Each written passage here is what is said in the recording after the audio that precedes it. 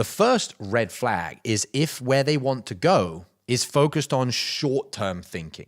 Because in order for someone to take action, to get out of what we would call homeostasis, in other words, just momentum going in the same direction, to change that direction of that momentum or to put more momentum behind it, we have to have a strong desire. And if the desire is, oh, I'm making $3,000 a month as a salesperson and I want to get to 5, well, that short-term thinking isn't going to be enough for the momentum to change direction. This is based on laws of physics. An object moving in a certain direction at a certain speed will continue moving in that direction at that same speed unless there's a big enough input for it to change. It's not just going to change on its own.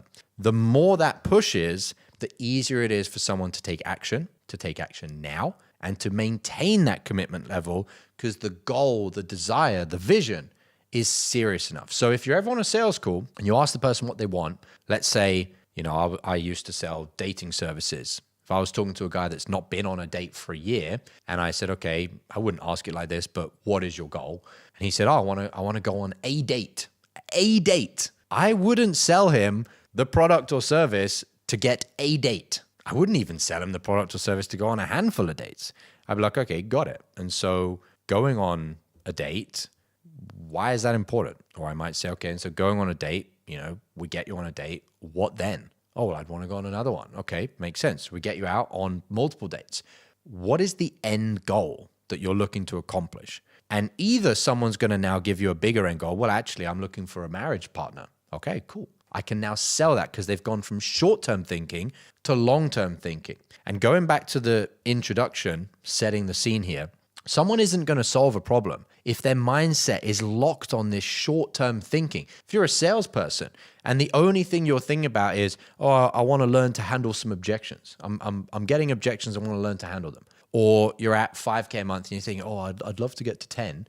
You're not going to have the drive to hire a mentor, to go through training, to have your calls reviewed, to be a part of a high-level community and get called out and put in your place when you need to because you're not doing the work that you need to do, or you've got some sabotaging belief or sabotaging behavior. If all you want to do is fix handling some objections or go from 5K to 10K. It's why in the mastermind I run, we don't even allow people in who have what we call small boy goals. In other words, if you have a small boy goal, this is not the place for you and we wouldn't accept you in. For the simple reason that, remember, these red flags are not only how you sell the person, but it's how you get them to be successful. And when you align your selling style, your methodology with, if I can get people in a place where they're going to be successful, if I've done that for them, if I've taken them from a place where they're never going to make it to a place where they're going to make it, they're going to buy from me because I've already served them. I've already helped them. That is actually what you're selling the person. And so this, I was going to say small boy thinking, but this short-term thinking is a massive red flag that is going to guarantee the person doesn't have what they need in terms of internal, spiritual, emotional, even energetic resources to take action. But it's also going to mean they won't be successful because everything in life has trials and tribulations, ups and downs. And when the going gets tough and they're like, oh, I want to go from 3K a month to 5K a month, shit, things are difficult, they're going to bail. They're just not going to make it. So you have to handle this red flag. If you're ever talking to someone about their vision and they've got a short-term thinking goal, you have to take it further. And sometimes, and this is why I do not sell with a script, you just tell the person why if they don't get it.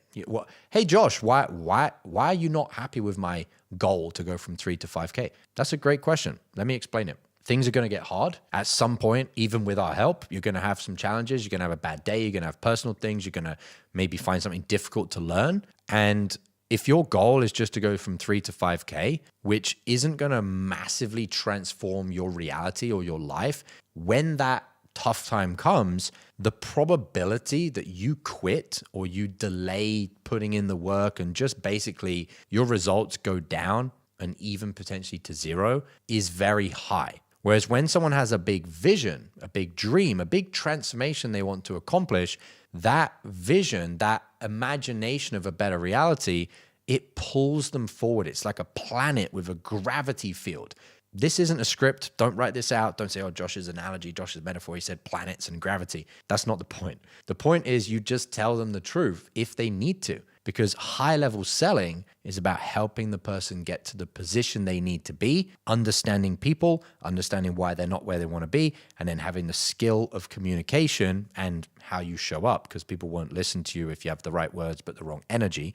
So that when you explain to them how to get them into position to be successful, that's what's actually going to allow them to buy from you and also to have results once they've already bought from you.